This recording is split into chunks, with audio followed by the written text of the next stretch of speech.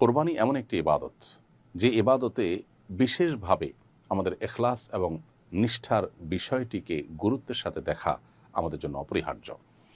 যে সমস্ত ইবাদতের মাধ্যমে আমরা পার্থিব কিছু ফিডব্যাকও পাই, সেগুলোতে নিয়তকে বিশুদ্ধ রাখাটা নানা কারণে চ্যালেঞ্জিং হয়ে পড়ে। কোরবানি সেরকম একটি ইবাদত। কোরবানির মাধ্যমে আমরা ফ্রেশ গোশত আহরণ করতে পারি, গোশত নিজেরা খেতে পারি। আল্লাহ তাআলা সেই সুযোগ আমাদের জন্য রেখেছেন। এজন্য কোরবানির ক্ষেত্রে নিয়তের অসাধুতা, অশুদ্ধতা এটা ব্যাপকভাবে আমাদেরকে গ্রাস করতে পারে, স্পর্শ করতে পারে, আমাদের ইবাদতকে নষ্ট করে দিতে পারে। আল্লাহ রাব্বুল আলামিন কেবল সে সমস্ত মানুষের দান গ্রহণ করেন যারা মুত্তাকি, অর্থাৎ তাদের অন্তরে তাকওয়া আছে, আল্লাহ ভীতির চেতনা থেকে কাজটা করেন, সেটাই শুধু আল্লাহ তাআলা গ্রহণ করেন। আল্লাহ তাআলা আরও বলেছেন, লা ইয়ানালাল্লাহা লুহুমুহা ওয়ালা দিমাউহা ওয়ালাকিন ইয়ানালুহুত তাকওয়া মিনকুম। তোমাদের কোরবানির পশুর রক্ত, গোশত এর কিছুই আল্লাহর কাছে যায় না, তবে তোমাদের অন্তরে অবস্থিত তাকওয়া, চেতনা, এটি আল্লাহ তাআলার কাছে যান।